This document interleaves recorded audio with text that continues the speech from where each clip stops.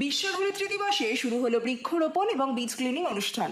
বিশ্ব ধরিত্রী দিবস উপলক্ষে পূর্ব মেদিনীপুর বন দপ্তর ও শঙ্করপুর বন বিভাগের সহযোগিতায় তাজপুর সমুদ্র সৈকতে অনুষ্ঠিত হলো বৃক্ষরোপণ এবং বীজ ক্লিনিং অনুষ্ঠান।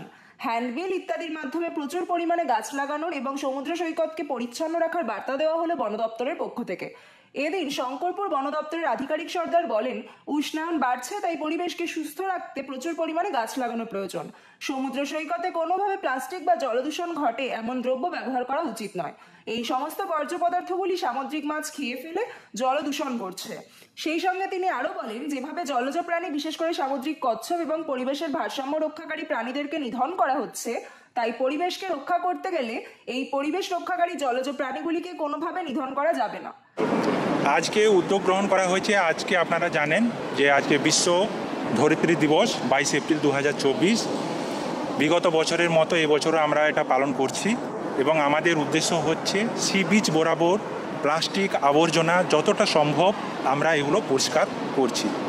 শুধুমাত্র প্রশাসনের ওপর সহযোগিতা তো করতেই হবে, প্লাস আপামর জনসাধারণকেও সচেতন হতে হবে এবং তাদেরকেও চেষ্টা করতে হবে যতটা সম্ভব বৃক্ষ ধ্বংস না করা এবং বৃক্ষরোপণে একে অপরকে সহযোগিতা করা।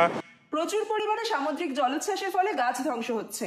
কাজলা জলকল্যাণ সমিতির সংস্থার পক্ষ থেকে অনুরাধা মণ্ডল বলেন, আজকের এই বিশেষ দিনে আমাদের প্রত্যেককে পরিবেশকে রক্ষা করার জন্য এগিয়ে আসা উচিত। পর্যটকদের ও বর্জ্য পদার্থ নির্দিষ্ট জায়গায় ফেলা উচিত।